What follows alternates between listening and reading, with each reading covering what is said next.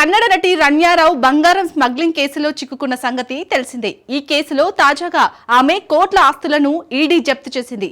Case విచారణలో ఆసక్తికర విషయాలు వెలుగులోకి వస్తున్నాయి.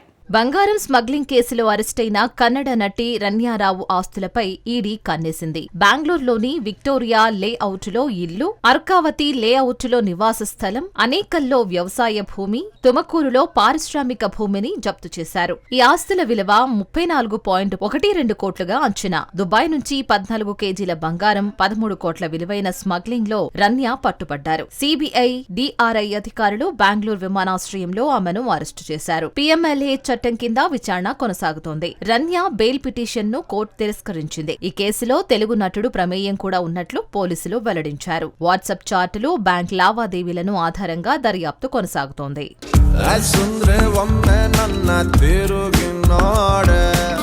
Bollywood star Hrithik Roshan, Tollywood mass hero NTR కలయికలో రూపొందుతున్న వార్ 2 సినిమా తెలుగు రాష్ట్రాల్లో భారీ హైప్ సృష్టించింది.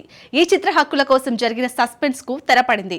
నిర్మాత నాగవంశీ క్రేజీ అప్డేట్ తో అభిమానుల్లో ఉత్సాహం నింపారు. హృతిక్ రోషన్, ఎన్టీఆర్ లాంటి సూపర్ స్టార్స్ కలయికలో అయాన్ ముఖర్జీ దర్శకత్వంలో తెరకెక్కుతున్న వార్ 2 చిత్రం ఇండియన్ సినిమాలో భారీ అంచనాలు సృష్టించింది. ఈ సినిమా తెలుగు రాష్ట్రాల హక్కుల కోసం తీవ్ర పోటీ నడిచింది. ఎన్టీఆర్ వీరాభిమాని యువ నిర్మాత సూర్యదేవర నాగవంశీ ఈ హక్కులను సొంతం చేసుకున్నారు. ఈ విషయాన్ని ఆయన అధికారికంగా వెల్లడించారు. అరవింద సమేత దేవర చిత్రాల తర్వాత మరోసారి ఎన్టీఆర్ తో కలిసి నాగవంశీ ఈ చిత్రంతో హ్యాట్రిక్ కొట్టేందుకు సిద్ధమవుతున్నారు. ఆగస్టు 14న ఈ యాక్షన్ థ్రిల్లర్ గ్రాండ్ రిలీజ్ కు సన్నాహాలు జరుగుతున్నాయి. యష్ రాజ్ ఫిల్మ్స్ నిర్మాణంలో రూపొందుతున్న ఈ చిత్రం తెలుగు ప్రేక్షకులకు సరికొత్త అనుభవాన్ని అందించనుంది.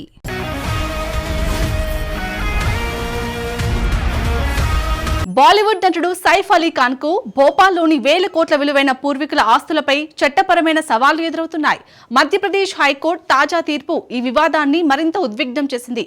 పూర్తి వివరాల్లోకి వెళ్తే, బాలీవుడ్ నటుడు సైఫ్ అలీ ఖాన్ కు చెందిన భోపాల్లోని 1500 కోట్ల విలువైన పూర్వీకుల ఆస్తులపై వివాదం తీవ్రమైంది. ఈ ఆస్తులు ప్రభుత్వం స్వాధీనం చేసుకోవచ్చునని మధ్యప్రదేశ్ హైకోర్టు తాజాగా తీర్పు వెలువరించింది. 1947లో భారత విభజన సమయంలో సైఫ్ యొక్క పూర్వీకురాలు అబిదా సుల్తాన్ పాకిస్తాన్ కు వలస వెళ్లడంతో ఈ ఆస్తులను శత్రు ఆస్తులుగా ప్రభుత్వం పరిగణిస్తోంది. ఈ ఆస్తుల్లో ఫ్లాగ్ స్టాఫ్ హౌస్, నూర్ ఉస్ సభా ప్యాలెస్, అహ్మదాబాద్ ప్యాలెస్ వంటి చారిత్రక భవనాలు ఉన్నాయి.